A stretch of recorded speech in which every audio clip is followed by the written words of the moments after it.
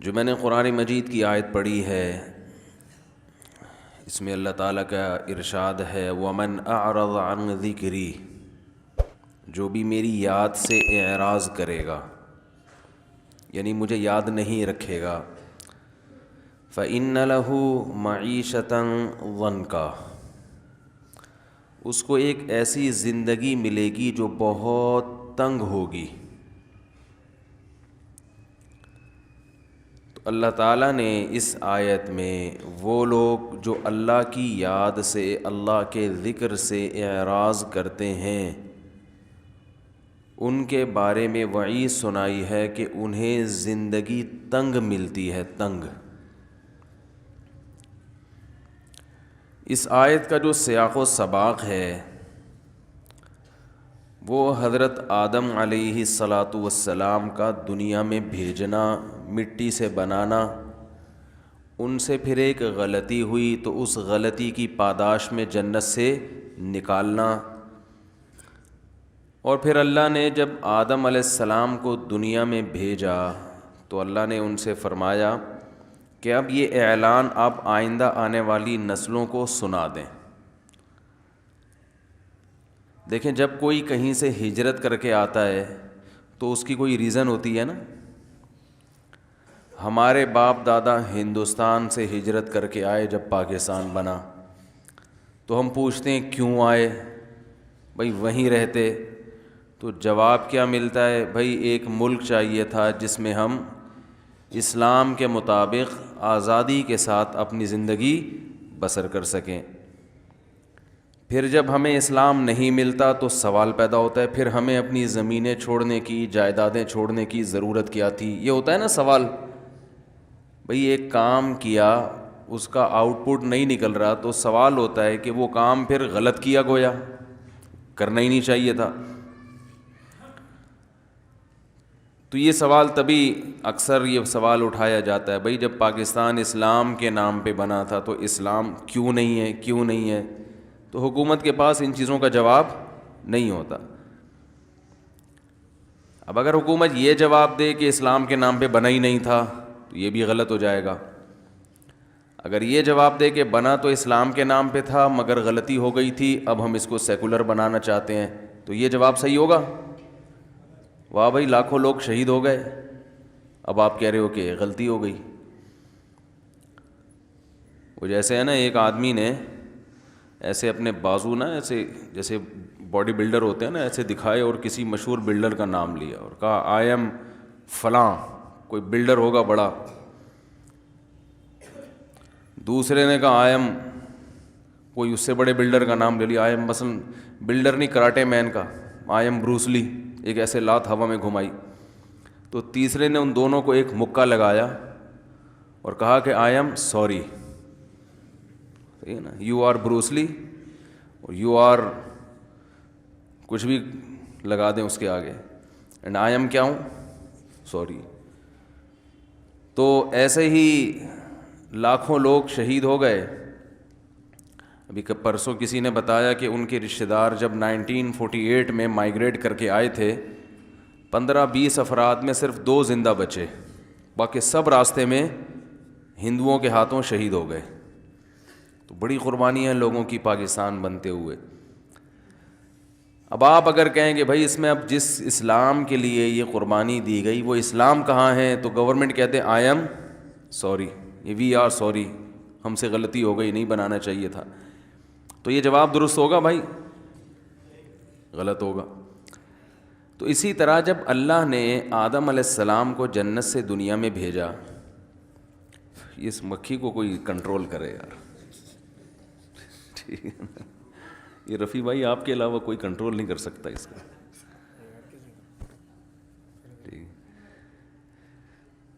تو جب آدم علیہ السلام دنیا میں یہ ایک دفعہ ہمارے حضرت بیان فرما رہے تھے، ہمارے شیخ مفتی رشید احمد صاحب، وہ تو بے انتہا نفیس تھے، ان کے گھر میں تو مکھی کا سوال ہی پیدا نہیں ہوتا۔ بیان شروع کیا تو مسلسل ایک مکھی جو ہے نا وہ حضرت پہ عاشق ہو گئی،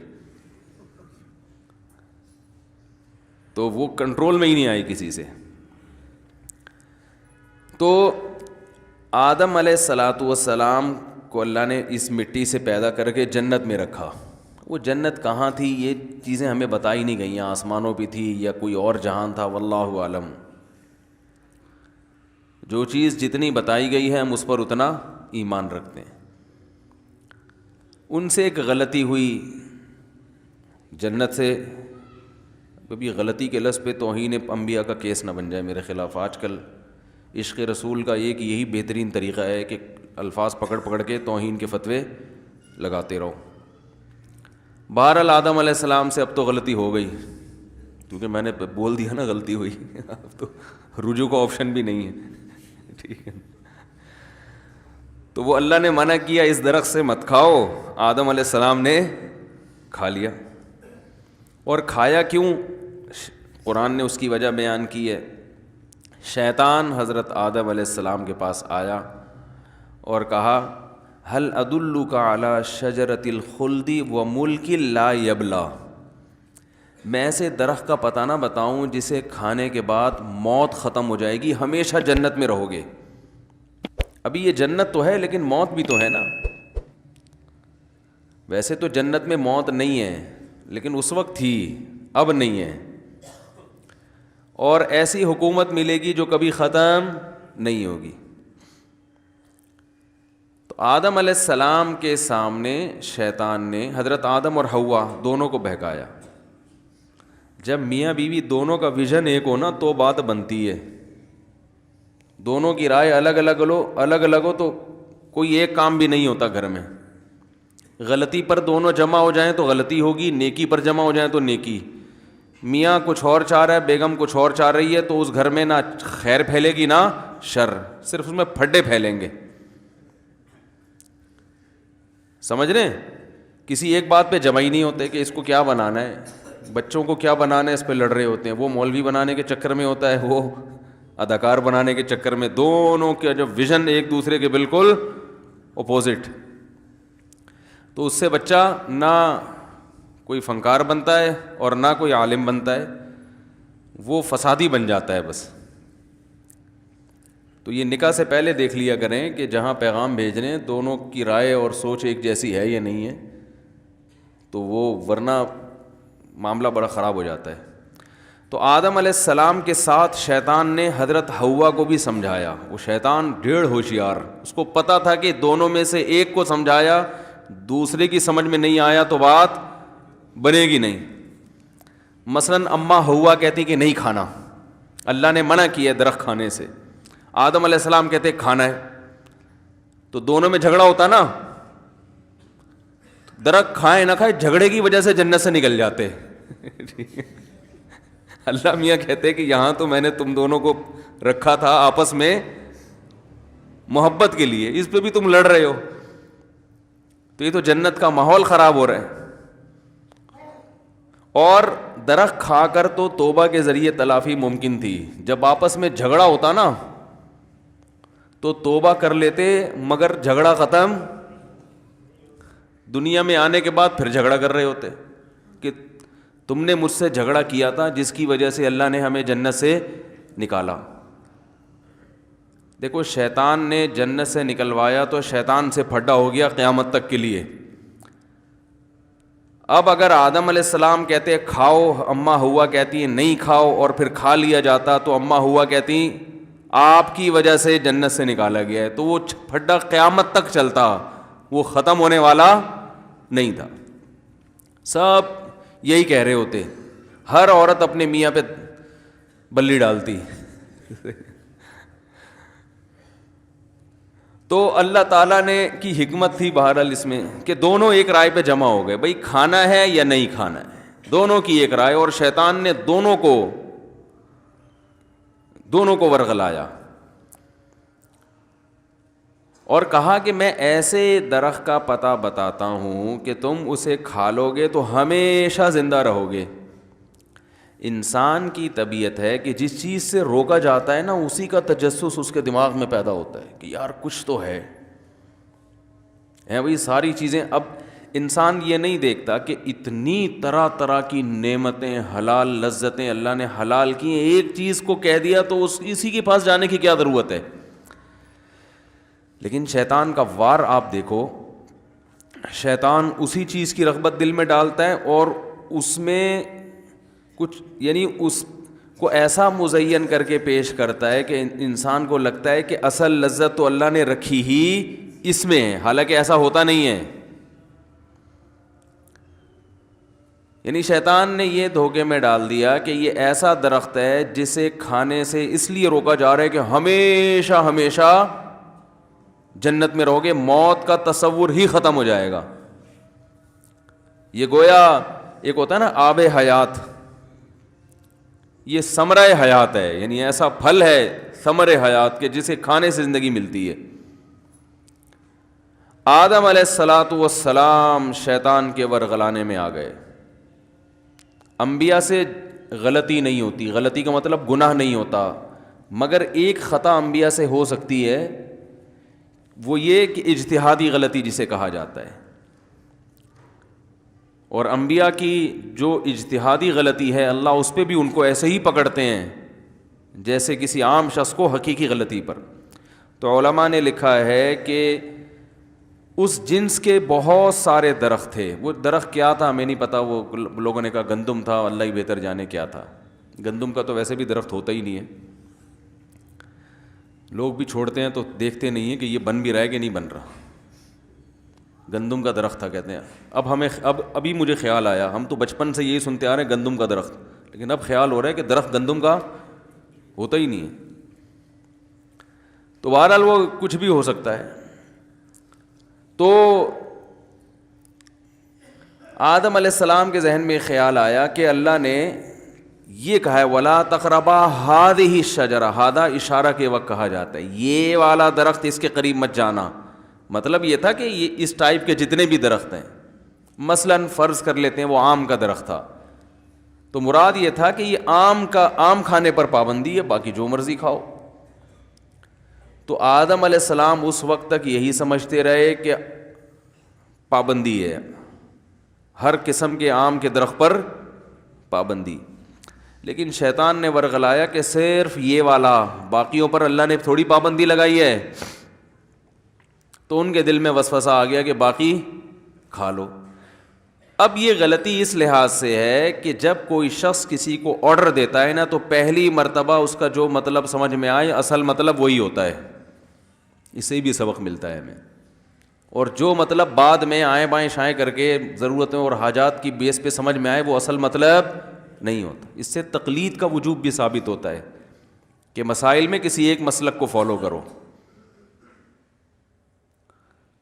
لوگ مجھ سے مسئلہ پوچھتے ہیں جی ولی کی اجازت کے بغیر نکاح، میں کہتا ہوں جائز، فقہ حنفی میں جائز ہے۔ بھائی میں تو شافعی فقہ کو فالو کرتا ہوں، میں تو اہل حدیث ہوں، تو کہتا ہوں آپ کے لیے جائز نہیں ہے ولی کی اجازت کے بغیر نکاح۔ جی وہ تو قرآن حدیث کی روشنی میں جواب چاہیے مجھے، تو میں ان سے کہتا ہوں آج تک تو قرآن حدیث کی روشنی آپ پر جو روشنی ڈالتے رہے ہیں وہ اہل حدیث ڈالتے رہے ہیں آپ کے خیال کے مطابق۔ اب لڑکی کا ابا راضی نہیں ہے تو اب آپ کو امام ابو حنیفہ کا قول قرآن حدیث کی روشنی میں بالکل سمجھ میں آ رہا ہے۔ اب میں قرآن حدیث سے دلائل دوں گا تو بالکل یہ ہیں دلائل۔ تو جب پہلی مرتبہ یہ مسئلہ انہوں نے سنا تھا تو ان کو وہ والی رائے درست لگی تھی جس میں نکاح نہیں ہوتا، اور حنفی علماء کے جو دلائل ہیں نا قرآن حدیث والے وہ ان کو بالکل غلط لگ رہے تھے۔ لیکن جب اپنا مسئلہ آیا تو اب یہ والے صحیح لگ رہے ہیں، وہ والے بولتے کیوں نہیں بھائی غلط لگ رہے۔ جب تک 3 طلاقیں نہیں دی ہوتی تو مفتی طارق مسعود صاحب کے بیان بھی بہت اچھے ہیں، مولانا طارق جمیل صاحب بھی زندہ آباد، اور امام حنیفہ کی تو کیا ہی کہنا بھائی، بڑے آرام سے دلائل سمجھ میں آتے ہیں۔ لیکن جب دے دی 3 تو اب وہ دلائل سمجھ میں آ رہے ہیں جن میں 3 نہیں ہوتی۔ یہ انسان کی نیچر ہے، اسی پہ پابندی لگانے کے لیے علماء نے کہا ہے کہ ایک مسلک کو فالو کیا جائے۔ خواہشات کی بیس پہ دین تبدیل کرنا، قرآن حدیث کا لیبل ہر شخص لگاتا ہے، لیکن آپ کو اس کے دلائل زیادہ سمجھ میں آتے ہیں جہاں آپ کی خواہشات جا رہی ہوتی ہیں۔ ایک تو ویسے بھی یاد رکھو انسان کو پرومیننٹ ہونے کا بڑا شوق ہے، نمایاں ہونے کا۔ جو سب جس کو فالو کر رہے ہو نا اسی کو فالو کرو گے تو اخبار میں نام تھوڑی آئے گا. ارے بھائی کسی کنٹری میں ایک ہی فقہ کو فالو کیا جا رہا ہو صدیوں سے, آپ بھی اسی کو فالو کرو گے تو کوئی چینل چلے گا آپ کا, اخبار میں نام آئے گا, شہرت ہوگی. آپ کچھ الگ سے کوئی چیز لے کر آؤ مارکیٹ میں, نماز بھی آپ کی تھوڑی سی ڈیفرنٹ ہو, مسائل بھی تھوڑے سے ڈیفرنٹ ہو, اور سب کو غلط کہو کہ یہ سارے غلط ہیں, میں ہوں صحیح, تو پھر آپ کی دکان چلے گی. سمجھ میں آ رہی ہے بات؟ تو بعض لوگوں کو قرآن حدیث کے دلائل اس لیے سمجھ میں آ رہے ہوتے ہیں, حالانکہ دلائل دوسری طرف بھی ہوتے ہیں, لیکن یہ والے اس لیے سمجھ میں آ رہے ہوتے ہیں کہ ان سے ان کی دکان چل رہی ہوتی ہے. اور ویسے بھی 3 طلاق کے مسئلے میں تو اہل حدیث کا مسلک 100% غلط ہے. 3 طلاق میں تو ان سے فتویٰ لینا کسی بھی صورت میں جائز نہیں ہے. یہ الگ ٹاپک ہے, اس پہ میں کئی دفعہ دلائل سے بات کر چکا ہوں, دوبارہ ریکارڈ کرواؤں گا انشاءاللہ. ابھی میں اصل ٹاپک کی طرف آتا ہوں. تو اب دیکھیں, آدم علیہ الصلاۃ والسلام کو جب یہ کہا گیا کہ بھئی یہ درخت نہیں کھانا, تو اس وقت ان کے ذہن میں یہ آ گیا تھا کہ یہ اور اس جیسے دوسرے بھی سب حرام ہیں, تو وہ صحیح مطلب تھا. لیکن شیطان نے کیا کہا, بھائی یہ والا درخت یہی تو اصل ہے, تو اب یہ نہ کھائیں, اس کے سائیڈ والا کھا لیں جو ساتھ میں لگا ہوا ہے. اب چونکہ اس میں ایک اٹریکشن شیطان نے پیدا کر دی کہ بھائی اس سے جو منع کیا گیا نا وہ کوئی ریزن ہے, اور ریزن یہی ہے کہ ہمیشہ زندہ رہو گے, تو اب آپ یہ والا کھا لیں. آدم علیہ السلام اور اماں حوا دونوں کو سمجھاتا رہا, دونوں سوچ میں پڑ گئے, دل چاہ رہا ہے کھانے کا. انہوں نے کہا چلو یہ والا نہیں تو یہ والا کون سا اللہ نے صراحتاً منع کیا ہے, کھا لیں گے, اللہ پوچھے گا تو ہم کہیں گے اے اللہ یہ والا تھوڑی تھا, تو نے تو یہ والا کہا تھا, اچھا غلطی ہو گئی, آئی ایم سوری. ٹھیک ہے نا, اے اللہ ہم سے کیا ہو گئی, غلطی ہو گئی. تو جیسے اب یہ غلطی جان کر ایسی نافرمانی نہیں ہے, کیونکہ ایک ایسی غلطی ہے جس کی تعویل ممکن ہے. تو اب جیسے ہی کھایا ہے, قرآن کہتا ہے فَأَكَلَا مِنْهَا فَبَدَتْ لَهُمَا سَوْآتُهُمَا, سب سے پہلی سزا کیا ملی ہے, اللہ نے لباس چھین لیا. دیکھو یہ سزا کے طور پر بیان کیا, لباس چھین لیا. میاں بیوی دونوں برہنہ ہو گئے, حالانکہ میاں بیوی کا آپس میں کوئی پردہ بولو بھائی نہیں ہے, لیکن اس سے ایک بات پتہ چلتی ہے کہ اگرچہ پردہ نہیں ہے لیکن نارملی حالات میں حیا کا تقاضا ہے کہ وہ لباس پہن کے رہیں, اس سے انسان کو شرم آتی ہے. اب میاں بیوی کا پردہ نہیں ہے تو اب یہ تو نہیں کہ آپ بغیر کپڑوں کے گھر میں گھومنا شروع کر دیں,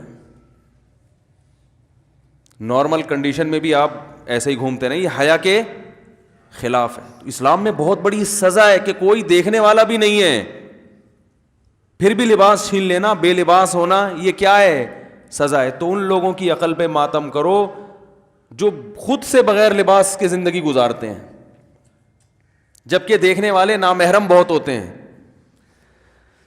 بہت مشکل ہے بھائی. وہ خواتین جو بے لباس ہو کے زندگی گزارتی ہیں, اور صرف شوہر نہیں, ان پہ نامحرم مردوں کی بھی بہت نظریں پڑ رہی ہوتی ہیں, تو وہ کتنی بے عقلی ہے, ان کی حیا کیسی ختم ہو چکی ہے کہ جو چیز سزا تھی وہ اس کو انٹرٹینمنٹ سمجھ رہے ہیں. تو لباس انسان کی زینت ہے, بے لباس ہونا یہ فطرت کے, بول لو نا بھائی کیا جا رہا ہے, فطرت کے خلاف ہے, یہ سزا ہے کپڑے چھین لینا. لیکن آپ گوروں کو دیکھو, بغیر کپڑوں کے بھی کوئی ان پہ صحت پہ اثر نہیں پڑتا. ہم ازبکستان میں سوئمنگ کر رہے تھے, ایک گورا بھی نہا رہا تھا, رشیا کا گورا تھا, ہمیں نہیں پتا تھا, الحمدللہ اللہ کا بڑا فضل ہے, ہمیں نہیں پتا تھا, ہم نہاتے رہے, اکیلا وہ اور باقی ہم سب پاکستانی. تھوڑی دیر میں جب وہ نکل کے گیا ہے تو پتہ یہ چلا کہ اب کیا پتہ بتاؤں آپ کو میں. ہم نے کہا پہلی دفعہ ہم نے ایسا منظر دیکھا تھا, بالکل ایسے نکلا ہے, اور لڑکوں نے کہا ایک دم وہ یہ کیا ہو گیا, وہ ایک دم بوکھلا گئے نا, یہ کیا ہے بھائی, کچھ بھی نہیں. اور اس کو کوئی شرم بھی نہیں آ رہی, ایسے چلتا ہوا جا رہا ہے. ہم نے کہا یہ ہے ترقی. ترقی کی ڈیفینیشن سمجھ میں آئی؟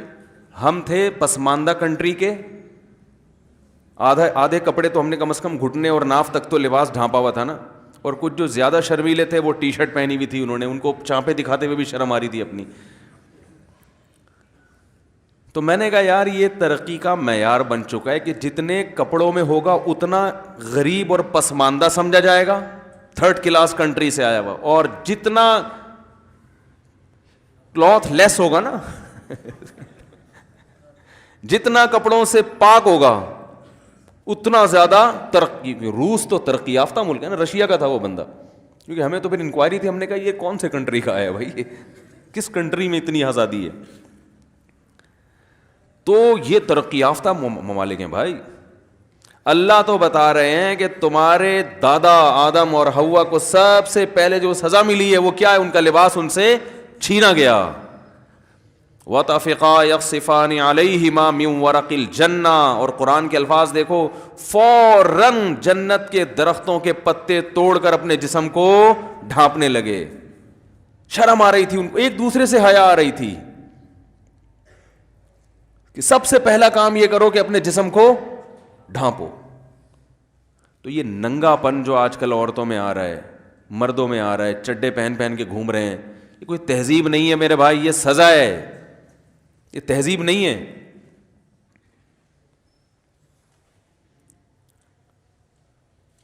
شریعت میں مرد کو حکم ہے کہ ناف سے گھٹنوں تک یہ 24 گھنٹے چھپانا ہے, سمجھ رہے ہیں, یہ محرم سے بھی چھپانا ہے اور نامحرم سے بھی چھپانا ہے. اور عورت کو حکم یہ ہے کہ وہ اپنے چہرے اور دونوں ہاتھوں کی کلائیوں کے علاوہ پورا ڈریس نامحرم سے ہر وقت چھپائے, اور فتنے کا اندیشہ ہو تو چہرہ چھپانا بھی فرض ہے. اور جوان عورت کو چونکہ فتنے کا اندیشہ ہے لہذا اس کے بارے میں فتویٰ یہی ہے کہ اس پر چہرے کا پردہ فرض ہے. جو یہ کہتا ہے جوان عورت کے چہرہ چھپانا فرض نہیں ہے, اس میں فتنہ نہیں ہے, تو وہ پاگل ہے. سارا فتنہ کہاں سے ہوتا ہے؟ تو چہرے سے ہوتا ہے. تو یہ اسلام کا ایک بنایا ہوا نظام ہے, کرنا پڑے گا. اور اسی طرح جو خواتین گھر میں رہتی ہیں جہاں سب محرم ہوں تو ٹھیک ہے, وہاں چہرہ بھی کھول سکتی ہیں, کلائیاں بھی کھول سکتی ہیں, لیکن کھول سکنے کا مطلب یہ نہیں کہ کھولیں. پراپر ڈریس یہی ہے کہ پورا جسم پہ لباس ہو.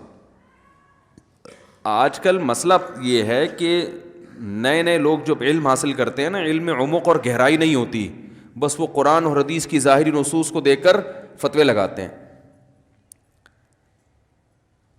دیکھیں اللہ تعالیٰ نے مرد کو حکم دیا ناف سے لے کے گھٹنے تک ڈھانکنا ضروری ہے, تو اب اس کا یہ مطلب ہے کہ آپ میں یہاں بنیان پہن کے آ جاؤں ہے بھائی, یا آپ گھر میں بس ناف سے گھٹنوں تک کی ایک چادر باندھیں اور اوپر چانپیں واپیں پسلیاں وسلیاں وہ ساری دنیا دیکھ رہی ہو, یہ اچھا لگے گا؟ بھائی شریعت نے ایک آخری حد بیان کی ہے کہ یہاں سے یہاں تک تو ہے ہی, اس کے علاوہ جتنا لباس پہنو گے اس میں تمہاری زینت اور حیا کے زیادہ قریب ہے, وہ پسندیدہ ہے, شریعت اس پہ آپ کی تعریف کرتی ہے. اسی طرح یاد رکھیں عورت کا جو ڈریس ہے وہ محرم یعنی اپنے بھائی اور باپ کے سامنے کلائیاں کھول سکتی ہے, پنڈلیاں کھول سکتی ہے, گردن کھول سکتی ہے, سر کے بال کھول سکتی ہے. یہ گنجائش دی ہے شریعت نے, ترغیب نہیں ہے. گنجائش اس لیے کہ لا تو قیامت تک کے لیے بنتا ہے نا, ترغیب یہی ہے کہ بھائی پراپر ڈریس میں رہے. جب باپ آئے جوان بیٹی کے سامنے تو بیٹی کو چاہیے کہ سر پہ بولو نا بھائی چادر لے لے, چاہیے, ترغیب ہے اس کی. یہ پراپر ڈریس ہے مسلمان عورت کا. عرب کنٹریز میں خواتین کے ڈریس ایسے ہو گئے ہیں کہ الامان والحفیظ, اور جب ان سے کہا جاتا ہے کہ یہ کیسا ڈریس ہے, اتنی فٹنگ کے کپڑے اور یہ کلائیاں کھلی ہوئی ہیں اور ہاف سلیو بلکہ سلیو لیس کپڑے پہنے ہوئے ہیں, تو کہتی ہیں بھائی سے پردہ کہاں ہے, قرآن حدیث میں دکھاؤ. بھائی بھائی کے سامنے پورے بازو کا چھپانا فرض ہے, قرآن حدیث میں کہاں ہے؟ تو میں ان سے سوال پوچھتا ہوں, قرآن حدیث سے دکھاؤ کسی ایک صحابیہ نے یہ ڈریس پہنا ہو. تو جواب ملتا ہے کہ وہ ان کا کلچر ہے. یہ مغربی یلغار ہے. جب حیا ختم ہو گئی نا معاشرے میں حیا ختم ہو گئی تو قرآن حدیث کی تشریحات کے اصول بھی بولو بھائی چینج ہو گئے. تو یہ بالکل ایسا ہی ہے جیسے جب کوئی یہ دلیل دیا کرے نا کہ بھئی یہ سلیو لیس کپڑے پہن کے بھائی کے سامنے آنا جائز ہے کیونکہ بازوؤں کا بھائی سے پردہ نہیں ہے, تو ان سے بولا کریں کہ بھائی کو بھی چاہیے کہ وہ چڈی میں آپ کے سامنے آ کے بیٹھا کرے, کیونکہ وہ اس پر بھی یہ جو اوپر کی باڈی ہے اس کا پردہ فرض نہیں ہے. تو کبھی مجبوری میں نہا دھو کے آدمی باہر نکلا تو چلو ٹھیک ہے, لیکن نارملی کوئی مرد ایسا نہیں کرتا. اب یہ الگ بات ہے مرد پراپر ڈریس پہن رہا ہے اور اس کے لیے اس کو قرآن و حدیث سے دلیل نہیں چاہیے. عورت آدھے کپڑے پہن رہی ہے اور دلیل میں قرآن و سنت کا حوالہ پیش کر رہی ہے, اس کا مطلب ہے کہ یہ قرآن و سنت نہیں ہے, اپنی خواہشات ہے جس پر, اور حیا بے حیائی ہے, بے شرمی ہے, جس پر لیبل کس کا لگایا جا رہا ہے, قرآن و سنت کا. اس کی میں ایک مثال دیتا ہوں, اس سے بات سمجھ میں آئے گی. بعض خواتین یہ دلیل دیتی ہیں کہ عورت کے لیے بال کٹوانا جائز ہے. دلیل حدیث, رسول اللہ صلی اللہ علیہ وسلم کا جب انتقال ہوا تو امہات المومنین نے اپنے بال چھوٹے کرا لیے آپ صلی اللہ علیہ وسلم کی وفات کے بعد. تو جب امہات المومنین کے لیے بال چھوٹے کرانا جائز ہے اور کسی نے اس پر انکار نہیں کیا, تو آج خواتین بال چھوٹے کیوں نہیں کرا سکتی؟ دلیل سمجھ میں آئی ہے بھائی؟ آ رہی ہے سمجھ میں دلیل؟ یہ دلیل غلط ہے. آج خواتین جو بال چھوٹے کرواتی ہیں زینت پیدا کرنے کے لیے, شو مارنے کے لیے. امہات المومنین نے شو ختم کرنے کے لیے بال چھوٹے کروائے ہیں, زینت کو ختم کرنے کے لیے, کہ جس کے سامنے بن سمرا کرتی تھیں محمد صلی اللہ علیہ وسلم, جب ان کا انتقال ہو گیا اور اب ہمیں مزید نکاح کی اجازت بھی نہیں ہے, تو اب زینت کا دروازہ بند. اب کس کو دکھائیں لمبے بال؟ تو لمبے بالوں میں عورت کی زینت ہے. اگر عورت چھوٹے بالوں میں زینت سمجھتی ہے تو یہ تغییر خلق اللہ ہے, اللہ کی بنائی ہوئی تخلیق کو تبدیل کرنا, یہ حرام ہے, ناجائز ہے. بھائی ہاں ہوں کر لیا کریں, سمجھ میں آ رہا ہے؟ تو انہوں نے تو زینت ختم کرنے کے لیے اور آپ شو مارنے کے لیے. اسلام میں عورت کے لمبے بالوں میں زینت, اللہ نے عورت کو لمبے بال دیے اس لیے کہ دیکھو آدمی جتنے لمبے بال کر لے, یہاں سے نیچے, ہم نے تو رکھ کے دیکھے ہیں نا, یہاں سے نیچے بال نہیں نکلتے, بہت زیادہ ہوں گے یہاں تک آ جائیں گے, اس آدمی کے بال اس سے نیچے نہیں, اور پھر مزید بڑھانے کی کوشش کرے گا تو پرانے والے بھی ختم ہو جائیں گے. حقیقت ہے. اور ایک عمر کے بعد آدمی یہاں سے کیا ہو جاتا ہے, دو قسم کے گنجے پن آتے ہیں مردوں میں. کچھ لوگ ہوتے ہیں یہاں کے بال رہتے ہیں, بیچ سے گنجے ہو جاتے ہیں, یہ پھر بھی غنیمت ہے کیونکہ بیچ میں تو کوئی دیکھتا نہیں ہے نا جھانک کے. اور کچھ ایسے ہوتے ہیں یہاں سے ایئرپورٹ بننا شروع ہوتا ہے, یہاں تک پہنچ جاتا ہے. وہ یہ ہر مرد کے ساتھ ہوتا ہے, لیکن خواتین کے ساتھ ایسا نہیں ہوتا, کیونکہ اگر ان کے ساتھ ایسا ہوتا تو پھر عورت نہ نظر آتی. اللہ کو یہ بات برداشت نہیں ہے کہ عورت ہو اور مرد نظر آئے. تو اس لیے اللہ نے عورت کی زینت سر کے بالوں میں رکھی. پہلے بالوں کے شیمپو آتے تھے, سر میں تیلوں کی مالش ہوا کرتی تھی, خواتین بال بڑھایا کرتی تھیں, اور اسی میں ہمیشہ مسلم معاشرے میں ایسا ہی ہوتا رہا ہے. اب گوروں میں, انگریزوں میں, یہ پھر اس وقت کوئی دلیل نہیں دیتی تھی خاتون کے امہات المومنین نے بال کٹوا لیے تھے. وہ بھائی نبی کی موجودگی میں کبھی بھی نہیں کٹوائے, وفات کے بعد کٹوائے ہیں. اس وقت کوئی خاتون یہ دلیل نہیں دیتی تھی کہ حدیث بخاری کی حدیث ہے اور مسلم کی حدیث ہے, حدیث نمبر یہ, صفحہ نمبر یہ, حدیث کا حوالہ نمبر یہ, اور یہ جو ہے نا علماء کے پاس تو کوئی دلیل نہیں ہے, ادھر تو امہات المومنین سے بال کاٹنا ثابت ہے. اس وقت کچھ نہیں, کیونکہ اس وقت زینت سمجھی جاتی تھی. جب انگریز بر صغیر میں آیا, حضرت حکیم الامہ مولانا اشرف علی تھانوی رحمہ اللہ نے لکھا ہے کہ ہماری عورتیں ان کی عورتوں کو دیکھ کر ان سے متاثر ہونے لگی ہیں, اور اس کے اثرات آئے. وہی پرکٹی کس ٹائپ کی عورتیں ہوتی ہیں نا, بال کٹی, وہی پینٹیں, وہی شرٹیں, وہی سارا کلچر ہمارے یہاں آ گیا. اب اس پہ لیبل کیا لگا لیا, قرآن حدیث میں ناجائز کہاں ہے, یہ ناجائز کہاں لکھا ہوا. عرب کے اکثر عربوں کا کلچر تباہ ہو گیا, اس کی حیا ختم ہو گئی. تو بچپن میں اپنی بچیوں کو سکھایا کریں کہ باپ جب گھر میں آئے جوان بیٹی سر پہ بولو بھائی چادر لے لے، بھائی جب آئے تو جوان بہن کو چاہیے کہ سر پہ دوپٹہ لے لے. زیادہ سختی نہ کریں، کوئی حلال و حرام کا مسئلہ نہیں ہے، لیکن کم از کم جو بے حیائی ہمارے معاشرے میں پھیل رہی ہے، جو ماڈرنزم پھیل رہا ہے جس قسم کا، جس سے حیا ختم ہوتی جا رہی ہے، اس کے خلاف کچھ تو انسان جہاد کرے نا، کچھ تو رکاوٹ ڈالے اس میں. آج باپ کو شکایت ہے کہ بیٹی سنتی نہیں ہے بات کو، بھائی کو شکایت ہے کہ چھوٹی بہن پہ بھی میرا زور نہیں چلتا. اس لیے نہیں چلتا کہ اس سے حیا کیا ہو گئی ہے؟ ختم.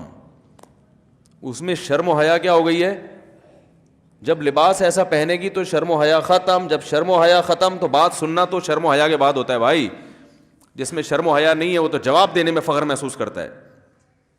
شرم اور حیا ہی تو ہے جس سے نظام چلتا ہے دنیا میں. انسان کو شرم آتی ہے باپ کے سامنے اونچی آواز سے بات کرتے ہوئے، بوڑھے سے آگے چلتے ہوئے، علماء کے ساتھ بدتمیزی کرتے ہوئے، اور جو ہے وہ گھر میں جو رشتہ دار ہیں ان سے تمیز سے بات کرتا ہے. شرم ہی تو ہے. اگر یہ شرم آپ نے نکال دی تو بس پھر آپ خیر کی امیدیں نہ رکھیں. تو آدم علیہ الصلاۃ والسلام کو اللہ نے کیا سزا دی؟ درخت کا پھل کھاتے ہی سب سے پہلی سزا ملی ہے، اللہ نے ان سے ان کا لباس چھین لیا. وَطَفِقَا يَخْصِفَانِ عَلَيْهِمَا مِنْ وَرَقِ الْجَنَّةِ، جنت کے درختوں کے پتے فوراً اپنے اوپر ڈھانپنے لگے کہ حیا اور شرم کی وجہ سے. تو شرم انبیاء کی سنت ہے، سمجھ رہے ہیں؟ حیا انبیاء کی سنت ہے. اور پھر اللہ تعالیٰ نے آدم علیہ السلام سے کہا وَطَفِقَا يَخْصِفَانِ عَلَيْهِمَا مِنْ وَرَقِ الْجَنَّةِ وَنَادَاهُمَا رَبُّهُمَا أَلَمْ أَنْهَكُمَا عَنْ تِلْكُمَا الشَّجَرَةِ وَأَقُلْ لَكُمَا إِنَّ الشَّيْطَانَ لَكُمَا عَدُوٌّ مُّبِينٌ. اے آدم کیا میں نے تم دونوں سے پہلے نہیں کہا تھا کہ اس درخت کے قریب مت جانا؟ اور میں نے پہلے بتا دیا تھا کہ شیطان تم دونوں کا کھلا ہوا دشمن ہے، وہ تمہیں ورغلانے کی کوشش کرے گا. اب دیکھو شیطان کا ورغلانے کا اسٹائل بھی سمجھ میں آ گیا یہاں کہ شیطان ورغلاتا کیسے ہے. لوگ یہ سمجھتے ہیں کہ شیطان گناہ کی خواہش دل میں ڈالتا ہے، یہ غلط ہے. گناہ کی خواہش یہ ویسے ہی دل میں ہوتی ہے. لوگ کہتے ہیں نا رمضان میں شیطان بند ہو جاتا ہے تو گناہ کیوں ہوتا ہے؟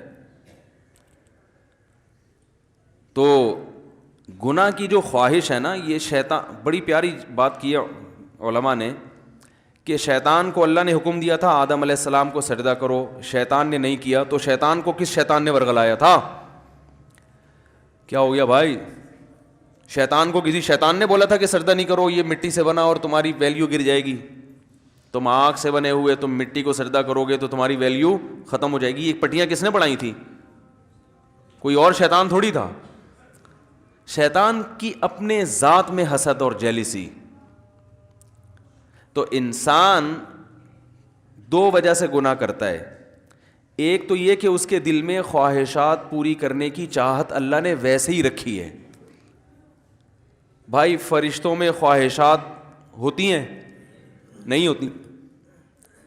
فرشتوں میں نہ روٹی کی خواہش نہ کوئی اور خواہش، تو اللہ نے انسانوں میں رکھی ہوئی ہیں. روٹی بھی چاہیے، صحت بھی چاہیے، گھر بھی چاہیے، گاڑی بھی چاہیے، عزت بھی چاہیے، تو بہت ساری چیزیں چاہیے کر کے وہ ایک طویل فہرست بنائی ہوئی ہے اس نے. سر پہ بال بھی چاہیے، یہ بھی ضروری ہے. آج کل کیا ہمیشہ سے چاہیے. لیکن میں ان لوگوں سے کہتا ہوں کہ جو سر کے بال کٹا کے یہ سمجھتے ہیں کہ ہم اللہ کو راضی کر رہے ہیں، کم از کم یہ الزام اللہ پہ مت لگاؤ، ٹھیک ہے نا. بال کٹائیں، بعض لوگوں پہ ٹرینڈ اچھی لگتی ہے، لیکن اس کو سنت نہ سمجھیں. تو انسان کی طبیعت ایسی ہے کہ وہ خواہشات کی طرف مائل ہوتا ہے، اس کی فطرت ہے. وہ تو شیطان نہ بھی کہے تو مائل ہوتا ہے. دیکھو جب روزہ رکھتے ہیں تو ہمارا پانی پینے کا دل چاہتا ہے کہ نہیں چاہتا ہے پیاس میں؟ تو یہ شیطان سمجھا رہا کہ پانی پیو؟ بولے نا بھائی، وہ تو میڈیکل سائنس یہی کہتی ہے کہ جب پیاس لگے گی تو پانی پینے کا دل چاہے گا، تبھی تو روزے کا ثواب ملے گا. بھوک لگے گی تو روٹی کھانے کا دل چاہے گا. ہاں اب مسلمان یہ دیکھتا ہے بھائی اللہ کی طرف سے اجازت ہے تو کھا لو, اجازت نہیں ہے تو نہیں کھاؤ.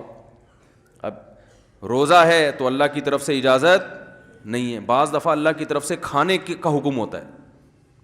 کسی ایسے شخص نے نفلی روزہ آپ نے رکھا ہوا ہے, دعوت کر لی جو آپ کے بڑوں میں سے ہے, قریبی رشتہ داروں میں سے ہے, آپ اس کی دعوت اٹینڈ نہیں کریں گے تو وہ ناراض ہونے کا خطرہ ہے. تو پھر شریعت کا حکم کیا ہے, یہاں روزہ توڑ دو, روزہ توڑ کے اس کی دعوت کھا لو. پھر فقہا کا اختلاف ہے, بعض کہتے ہیں کہ بعد میں قضا کرے, بعض کہتے ہیں نہیں کرے. امام حنیفہ کے نزدیک بعد میں قضا کرنا ضروری ہے.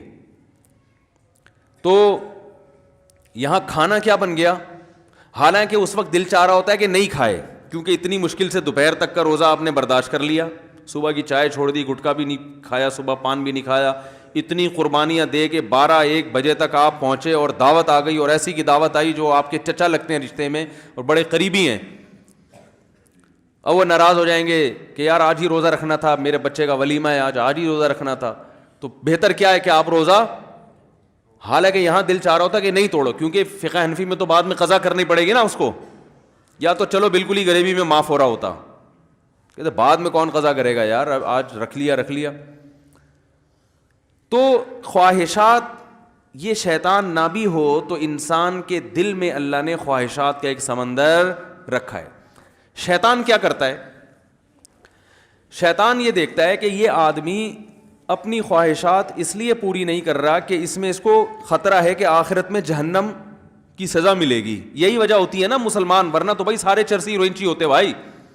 مجھے لوگ آ کے بتاتے ہیں کہ یار وہ فلاں کنٹری میں اتنے لوگ 99% لوگ ڈرگس لیتے ہیں. چرس کا انگلش میں ایک بڑا ٹیکنیکل قسم کا نام آیا ہے جس سے چرس پینے والا چرسی بھی نہیں کہلاتا اور معاشرے میں اس کی عزت ہو جاتی ہے. کچھ دن پہلے ایک صاحب آئے کہ بھئی یہ یو کے سے آئے ہیں اور یہ ایک انگلش میں چیز میں نام بھول گیا وہ پیتے ہیں.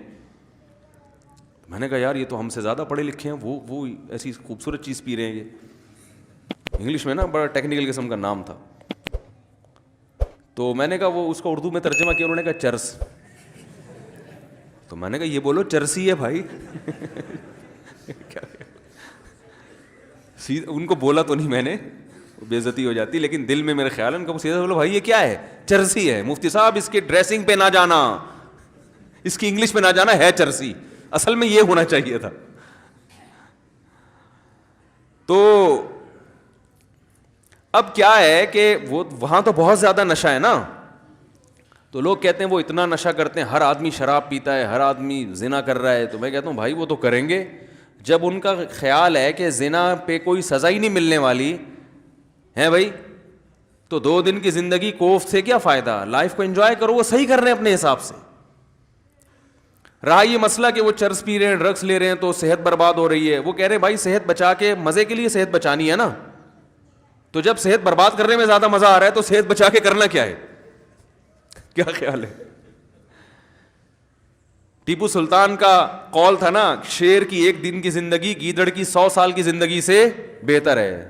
تو جو چرسیوں کی نظر میں یہ قول کا مطلب یوں ہے کہ ہیروئنچی کی 4 دن کی زندگی بغیر ہیروئنچیوں کی 4000 سال کی زندگی سے بہتر ہے. وہ کہہ رہے ہیں ہیروئن پی کے جو 4 دن میں جو مزہ آتا ہے وہ تمہاری بغیر جو ہیروئن کی زندگی ہے وہ 60-70 سال میں کیا ہے یار, یہ کوئی زندگی ہے.